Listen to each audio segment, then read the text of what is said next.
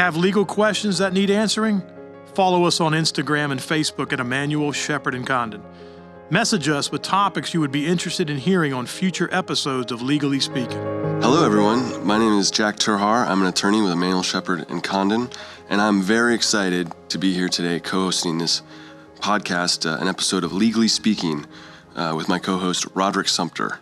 And today we're going to be talking about government contracting. And actually, I'm very excited because we have a unique opportunity today.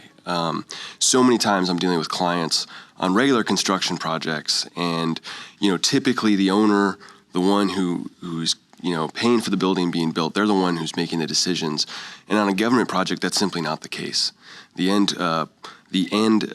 product user, the customer, doesn't get to make those decisions, and that's made by a contracting officer. So many of the meetings I go into on these federal projects, we're thinking, hey, what does the contracting officer think? How is he going to get involved? Because they have very broad authority. And today we have the unique opportunity to talk to Roderick. Roderick was a contracting officer on these federal projects. So Roderick, why don't you just give us a little background, what's your... Sure. So 24 years in the military. I just recently retired in November of last year. I've had a myriad of different type of MOSs and that's military occupational specialties. The last one I had in the military was an acquisition officer, and I did that for the last 6 years of my career. I've been deployed about 8 different times, been about 63 months in total being deployed. You and I deployed back in 2018. That's right, yeah. Yeah, spent 9 months in Jordan and Syria. Making magic happen down there with all the requirements that was there. So that was in South Carolina, and after that, and most of the projects we were doing back then were contracts for the fight against ISIS. A lot of right, yeah. We deployed out of South Carolina, and went straight into the fight there, and we were supporting Operation Spartan Shield and Inherent Resolve. Yeah. Where'd you go after that? After that, soon PCS, Permanent Change of Station, to Aberdeen Proving Ground, Army Contracting Command in Aberdeen Proving Ground. Mm-hmm. So, Roderick, I know for people who aren't familiar with contracting, some of the certifications that people hold, what is DAU? I'll just help you. Defense Acquisition University. Defense. Do you hold any certifications from Defense Acquisition University? And what is the Defense Acquisition University? So, yes, I do hold many certifications from them. The top one is Level 3 contracting. That's the highest level you can go in the contracting field. It really depends on, of course, your education and your experience to get to that level. It usually takes 4 to 6 years for that to happen. So you're saying levels. So the DAU, that's a school, basically, a defense school that teaches how to be a contracting officer. And I'll tell you, they don't teach you about construction, I'm guessing. Is that right? Or is it? It's in there. It's in there, yeah. Yes, construction contracts, yeah. Absolutely. Yes, And there's 3 levels. And then what are some of the certifications that you can get from DAU? There's contracting.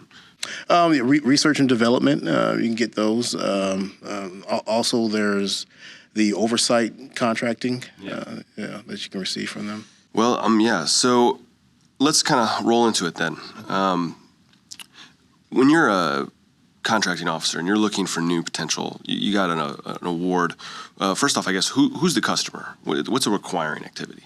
So requiring activity is our mission partner, a.k.a. the customer, a.k.a. the warfighter. And so whenever the warfighter needs to complete a mission and has a delta, a deficiency, they reach out to the contracting, the acquisition side, to find a local vendor that can fulfill either the supply needs or an actual service need. Gotcha. So I'm just going to translate a little because you're using some quick language there, delta, but I mean basically what you're saying is, if I could be the Corps of Engineers, I could be Air Force Training Command, but I need a new building, I need a new classroom, that's the need. And so I go to you. I fill the void. Yeah. So if you don't have the actual capabilities to build a building or for any kind of supply needs, computers or anything like that, I fill the void, and that's the delta. And that's kind of interesting because that means the people who are living in this community who are going to go, they know what they want, but they're not the ones doing the purchasing. Oh, no, absolutely no. So what's the process that you would go through to identify a potential vendor? So we get a package from the customer, the warfighter, and then we have to identify the need. We have to do a determination and justification for that, and that depends on the market research. So we really have to spin ourselves up and become smart on what the issue is and how to resolve that. And market research is pretty much a collection of data. We get out there, we beat the streets, we get on the worldwide internet, we do some postings, and we generally find out, the market conditions, the competition, the pricing, and really, since we are spending the taxpayers' money, we want to make sure we get the most value out of that spend. So market research, that's the process. And if I was somebody who wanted to break into, if I had a product to sell or a service that I thought the government would be interested, that's really the process where I can be identified. That's where I really want to start that dialogue. Yes, that's spot on. Yeah. Okay. Well, what is the system? What system do you utilize as a contracting officer to start identifying those vendors who are capable? SAMS. What is SAMS? System of acquisition, system award management. Yeah. And what's and so how does someone become involved in that system? How do they go about getting listed? You go to sam.gov and you actually initiate a registration point of entry, and pretty much you have to register your business. You got to have your EIN number, business name, and all the articles of confederation for just establishing your business to get it registered. Mm-hmm. And when you're a contracting officer, so you're going to go on there and that's where you're going to identify. Is there a way that if I want to say, to a potential contracting officer, I know they're going to be looking for this requirement down the road. I mean, is there any type of paperwork, or what can I do in my SAMS profile to stand out so they can say, this is a vendor who I should potentially. Oh, yeah. So everything has like a capabilities report. You put it in there, and you basically tell the government what you can do, how you are categorized with the cage codes and the DUNS number and everything, so that we can search you out easily. You got to put keywords in there that we're looking for, and definitely be registered within the system. And to be registered means you're certified as a government company, potentially. How long does that process take? For SAMS, it takes about 4 to 6 weeks to get into the system. 4 to 6 weeks, to get a user identification number. Yeah. So if I'm even interested in pursuing a contract like this, I got to be forecasting this like 8 to 10 weeks out realistically, because I got to be registered and ready to go. Absolutely. And it's an ongoing thing too. So you can have your SAMs and be registered, but your registration can expire. Mm-hmm. And we find a lot of civilian companies, they don't track it. They get it, they forget about it. They put in for an actual request for quote. And during the process, we're looking at it, and they might come as the winner, but guess what? They're disqualified because of their SAMs being outdated. Yes. I've heard a lot about GSA. What is GSA, and how does that play in? Government Service Administration. Mm-hmm. Basically, is kind of like the Amazon of what the warfighter needs. So if the warfighter wants something, or for contracting, if we want something, we know that this site has the best companies at the most competitive rates on there, and we just go to that website. So it helps, like it really cuts out our market research. It's already done for us, and then so we go to the GSA site and see if we have companies there that can fill our requirements. So that's something you would identify during that market research phase. You'd say you'd go to both SAMS, you go to GSA. In SAMS, you might find, say, there's 4 or 5 vendors out here I can put a quote out for, but then you can go over to GSA and you say, here's the pricing, ready to go. Is that right? Absolutely. And so a lot of times companies don't have the time to get onto GSA because it takes about 6 to 12 months to actually get your product and vet it and everything else, doing the competitive pricings and stuff like that, to actually be listed on GSA. And so they might have a SAMS identification, and they might be competitive but they probably haven't gotten to that point to where they've already been blessed to be on GSA. And so we use both systems interchangeably to get the job done. If you are a contracting officer, though, and you see that there's a requirement and that you got 3 competitive people you've identified through SAMs, but then you got 1 on GSA, I mean, who are you more likely? What are you more likely to go with? I mean, a GSA. And why is that? Just because it's easier? Because it's vetted and it's approved, and yeah. So if you're serious about making these smaller contracts, getting listed on GSA should be a priority. It should. Okay, interesting. Let's talk a little bit about small business set-asides. What is a small business set-aside? That's 8A Alpha, and seriously, what it does, it helps the government support small business, disadvantaged small businesses, and this could be military disabled owned business, women owned business. So yeah, it's a priority of contracting to support America's small businesses. Yeah, I think I remember we talked about the rule of 2s, which, if I remember correctly, that during the market research, if you could identify 2 small disadvantaged businesses and you hadn't reached your set-aside quota for the fiscal year, you had to award it to a small absolutely, business. yes. And the government does give us those quotas to meet. Mm-hmm. And still, again, those are, service disabled, veterans, women-owned businesses, economically disadvantaged women-owned businesses. And then there's the majority of those small business administration certifications are actually self-authenticating. But there are ones that the SBA actually goes through and authenticates. Those are what they call the 8A programs, things like Alaskan Native. In fact, I think that's one of the hardest ones to get. Yes, is the Alaskan Native. Yes, it is. All right. Well, let's transition a little bit to contract administration. The majority of issues that come up on a construction project that I see, especially on a civilian project, they're going to be handled at a level lower than me. I mean, if I see something, it's because it's probably escalated. And I think that's the same with government contracts as well, but it's a little bit of a different process. I think in a civilian project where you have the person who's paying, again, is the one who's making or authorized to make those decisions, that's a little different on a government contract. Yes. And I want to talk a little bit about some of the players there. What's a core? Contracting officer representative.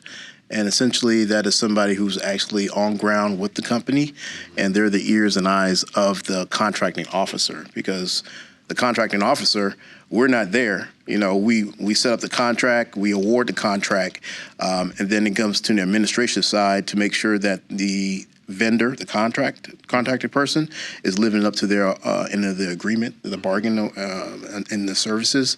And so we have somebody that's a part of their team, watching and monitoring the process. How many? I guess that's an important thing to note too. I mean, your typical maybe developer may have a couple, maybe 1 or 2 projects in the pipeline, maybe just one bigger project. But as a contracting officer, how many contracts do you have awarded at any one time, potentially? It depends on the size and nature of it. And so during the fight, we should do about 35 a day. Yeah. So I mean, you're not super. I guess you're really relying on your eyes and ears on the ground then. Oh, absolutely. And to be clear, the core contracting officer representative is a part of the requiring activity. So they're part of the customer. Yes. So do they have any authority to bind the government in any way? Absolutely not. Yeah, so what you're saying is they're the person who knows the most about what's going on the contract, but at the same time, they have no authority whatsoever. Right. They just report back. Gotcha. And they do that with the CPARs monthly. They send us our reports, and we do all the tracking. And so essentially, I am just a. Not to interrupt you, but what is CPARs? Can you? I think it stands for Contractor Performance Assessment Report System. But explain to me what CPARs is. So essentially, it tracks everything like suspensions, disbarments, anything that goes on in the performance of the actual contract. And I know on a construction project, typically they're coming out quarterly with a CPARs report. And that, from my experience, it's usually the core who kind of fills that out and then kind of gives it to the contract. I mean, it has heavy input, but it's coming from the contracting officer. Is that right? It's coming from the representative. Yeah. So the representative, they're filling it out. They're giving it to the contracting officer to kind of review, and then usually they give it to the vendor at some point. Is it? Oh yeah. So the contracting officer comes back to the vendor, and we have this closed door meeting, and we talk about their performance. And if it's something that is not good, we give them a warning. We log it in, and if it's a repeat offense, then that's when we start taking action. Yeah, you see some of these ratings satisfactory. How bad is an unsatisfactory? That's a systemic problem, and you get a bunch of satisfactories. Satisfactories is usually the norm. Of course, the vendor always wants above an excellent, and so if a person gets an unsatisfactory, it is flagrant. Is that going to affect? Let's say if I get 2 or 3 CPARS reports with an unsatisfactory, is that going to affect my future awards? Oh, absolutely, yes. Really? So you're going to take that into account during that market research? It is. That's what we look at too, especially if it's an experienced government vendor. We definitely look at their past performance on the actual job, and there's a rating given too. And so if it matters. It definitely matters for them to have a good report. Yeah. And so you have that closed door meeting, and then it gets published. All right, let's shift a little bit here. What's a bilateral and unilateral change? I mean, in a normal construction project, a civilian one, there's certain circumstances, I guess, where an owner could potentially direct someone to do something, but that's a little more common in a government. I mean, those are very limited circumstances. There's usually disputes and upset. People get upset. But how does that work on a federal project with unilateral and bilateral changes? So unilateral is pretty much the government doing it one side, saying, "Hey, this is a change," and it's not the contractor doesn't bless off on it. Bilateral means both of us together notice a change, and we both sign off on the change for the contract. Unilateral changes are mostly administrative. If some kind of pay entities change on there, we go ahead and unilaterally, we make it official, saying that instead of using this address for payment, you're going to use this address for payment, and it's documented on the contract, and they don't have any say on that. So, I mean, but it does happen. I mean, for example, there was an executive order, about 8 months ago, that was supposed to be implemented this past fall. That we saw a lot of, the government was basically saying they were going to, for the COVID vaccinations on some construction projects, and the government was talking about doing a unilateral change there, which I think brings us to our next topic. What is a request for equitable adjustment? So if stuff doesn't really work out as the schedule dictates, the actual vendor, the contracted person, can come back and request more money for the time spent solving this problem or dealing with it. And so request for that adjustment is sent into the contracting officer, and then we have our determination and findings to see if it's valid, and then we'll issue them more money. Okay. Ask for more money and issue them more money. What are some of the things that you want to see when you're a contracting officer? I mean, I got to assume, when somebody's asking for more money, it's because something unanticipated has come up. Obviously, on a normal project, people don't like spending more money for getting what they've already contracted for. So when you're getting a request for equitable adjustment as a contracting officer, what are you looking for, really? What do you need to see? So it needs to be a Mother Nature type of event, something that is not anticipated, because within the contract, we already anticipate so many days will be lost if it's a service, or if it's a product being delivered, certain percentage might be damaged, right? And so something that is a force of nature, and when the contractor loses time and money and they have to spend more resources to come up with actually providing the service that they're being contracted for. So you're saying some things that are what you're looking for really substantiation that it's unanticipated. Absolutely. Yeah, documentation. I mean, what kind of documentation are you looking for? Receipts, definitely. Reports. Anything that's official that substantiates why they're asking for the REA. As a contracting officer, are you really a subject matter expert on the product or the service that you're buying? So we have to become that, right? We won't be a subject matter expert, but we have to become very fluid, and we also have to have those resources on our team. If it's an engineering project, I'm not an engineer, but I definitely need to have the engineer on my team too. I can reach out and ask for a look over, what I'm actually seeing here. Yes. And then that's where the core is going to help too, and things like that. So it's you kind of an interesting dynamic, I think, there where you're really relying on your staff.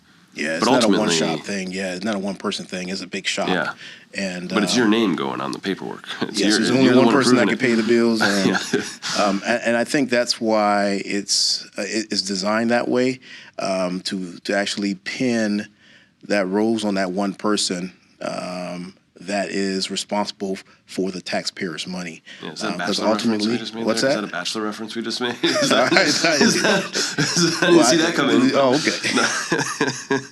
okay.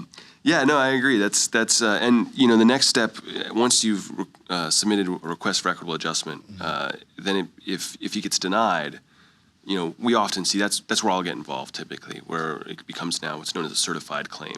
Yeah, what does a contracting officer think when he receives a certified claim? Oh man, that's a lot of headaches. And they have up to 6 years, to submit a claim after the contract is over with, right? And except for project closeout, right? Because they'll get a waiver usually. Yes, but up to 6 years, right? Yeah. So sorry, I didn't mean to interrupt. You're saying, is that really the reaction a contracting officer gets when they? And you know what? A lot of vendors are unhappy. At the end of the day, and it's part of the fight, and you have to just deal with it. So when you get a certified claim, with a request for equitable adjustment as a contracting officer, you're basically keeping that. That is all in your authority, right? But at what point do you start having to go above and outside your team to the park or to your command to say get them involved? Is that when it's been elevated to like the GAO? Yeah. And so even as a claim, you're not really getting any oversight there. It's still all kind of on the contracting officer. Right. Yeah.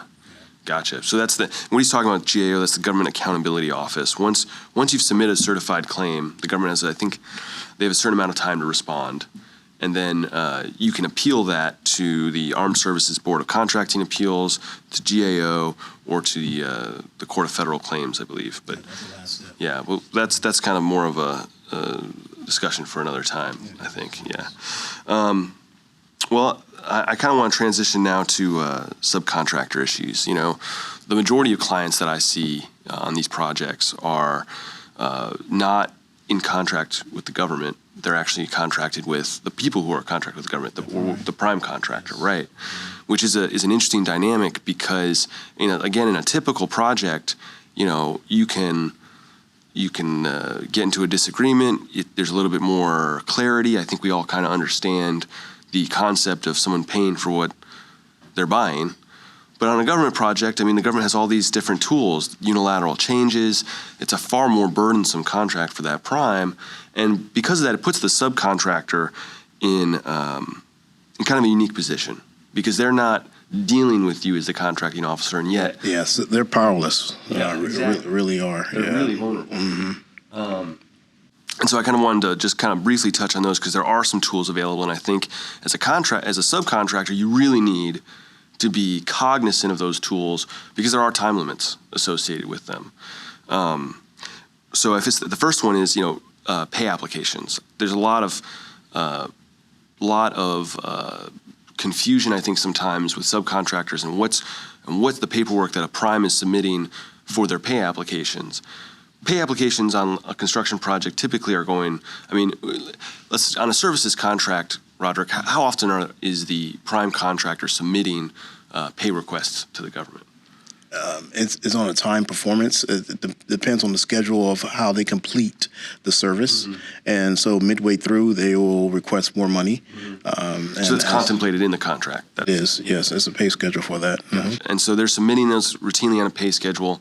And I know on the FAR lists that in a construction project, the government pays within 14 days of a properly submitted pay invoice. Is that consistent with what You remember? Usually around 7, they get it out quick. Yeah, and why is that? What's it like on the median on the other side? I mean, is that something the government's tracking? How quickly they're paying those invoices? Oh yeah, yes. Yeah. We make sure that the prime gets their money, and because all we're trying to do is make sure everything gets done in that timely manner that the warfighter needs it, right? And so everything goes through DFAS, and everything's already set up on the redundant systems. And so when we put for the pay request, it goes through. So what happens? Have you ever experienced a late payment as a contracting officer? Is that something like y'all have been? The only time we have a late payment is when those codes change, right, for the actual accounting part. And so I have experience to where it's at the fault of the vendor, because they, the prime, they're getting used to the system, and they haven't entered all the certification numbers and everything correctly and everything. Absent that, though, it'd be very unusual for the government to be late. And I think that's something that a lot of subcontractors don't understand. That's obviously a dialogue that happens. I'm waiting to get paid. I'm kind of some ambiguity there. But what you're telling me is that if I'm a subcontractor and I'm giving my invoice to the prime and I know that's going in a pay app, they're getting paid for my work fairly quickly. They are, yes. In fact, they certify that they're paying their subs. Okay. Once we send that check out and everything, they certify that they paid everybody. Talk to me a little bit more about that. The certification. I mean, would it be if you found out that a prime that certification was false, they just hadn't been paying their subs? Is that something that you would pay attention to? Oh yeah, that's definitely a write up. That's a bad mark, and we would want resolution for that. That's something that's going to go in that CPARS report. That's going to be something that you're going to note. Yeah. Yes. So once you get on that naughty boy report or naughty girl report, it's pretty hard to get off of there. Oh yeah. Yeah. So that's something you want to avoid. So if I'm a subcontractor and I know I'm not getting paid, but I know that they're submitting and they're getting paid, the prime, maybe that's at some point, maybe that's something I want to bring up to the contracting officer, right? Mm-hmm. Now, as a contracting officer, are you going to go down and you're going to talk to the sub? No. So who are you going to? We're going right back to the prime. Gotcha. And ask them, how come your people didn't get paid? Yeah. What's the deal here? Yeah. And then, okay, so I think that's important to know. I think a lot of times it's hard because, a sub they'll send that letter, but they don't know what's going on. They don't know how the government views it. So it's good to know that that's something that the contracting officer is going to care about. He's going to ask. Miller Act bonds and prompt payment. I think there's really two tools. If you're a subcontractor and you're not getting paid, there's really two tools that you have. Those are the Miller Act payment bond and the Prompt Pay Act. First, I guess we'll talk about the Miller Act payment bond. But the Miller Act payment bond is a statute because you cannot lien federal land. So every federal project has the prime contractor, every construction project, the prime contractor has to get two bonds, a payment bond and a performance bond. And that's every project. And now statutorily, every subcontractor has a right to that payment bond information. Yes. And you'd be surprised how many primes just forget to include it in their initial contract. Just who knows? So you can do a statutory request to the contracting officer for that information. But that's definitely something I think as a sub, you want to make sure you're getting on the front end. The bond is what they are. They're a company that ensures or guarantees the performance of that prime contractor, and it guarantees that they're going to be paying. And really, ultimately, the bond doesn't want to pay any money at all, which means that they're going to hold the prime contractor accountable because they're going to look over their shoulder, and if there's an allegation that the prime is not doing what they're supposed to, the bond really is a betting man. I mean, they're betting to see which bet can I make to pay the absolute least amount of money. So if you're making a compelling case and making a notice on that bond, I mean, that's some of your best possible leverage. Yes, it's a good checks and balance scenario there with that. Mm-hmm. And so they'll hopefully hold that prime contractor accountable to. And so you have to provide notice to the bond within 90 days of the last day you did work as a subcontractor. So if you let that 90 days pass without providing notice to the bond, you now waive your bond claim. Once you've made notice of that bond claim, you have a year to actually file suit on it. But if you miss those deadlines, it's going to substantially change the leverage in that discussion or negotiations you have with the prime when you have a subcontractor who's not getting paid. And then finally, there's the Prompt Payment Act. The Prompt Payment Act is kind of interesting. It's language that gets incorporated into the prime contract, where the prime contractor is stating that they're going to uphold certain payment requirements to their subs. They're going to pay their subs within 7 days of receiving payment, and they're doing that certification that Roderick was talking about. Yeah, they're exactly certifying and under oath that they are in fact paying their subs. There's no affirmative right under the Prompt Payment Act. You don't have a cause of action. You can't reference it. But knowing that the Prompt Payment Act is in that prime contractor's contract, knowing the representations that they have to be making to the contracting officer is valuable. Because again, Roderick, you can back me up on this, but if you find out that that prime contractor is just submitting false payment applications, I mean, is that going to be an issue? Yes, sir. And that's kind of the those are the two tools I think you have as a subcontractor. Yeah, they can even get terminated, T4C, terminate for cause, because they're not, paying their people. Yeah. Yeah. Well, I think that's about everything I wanted to cover. Roderick, I really appreciate you talking to us today and answering some of these questions about federal contracting. Thank you to those listening on this episode of Legally Speaking. Make sure to tune in to upcoming episodes for more insider advice on all your legal needs. Thanks, everyone.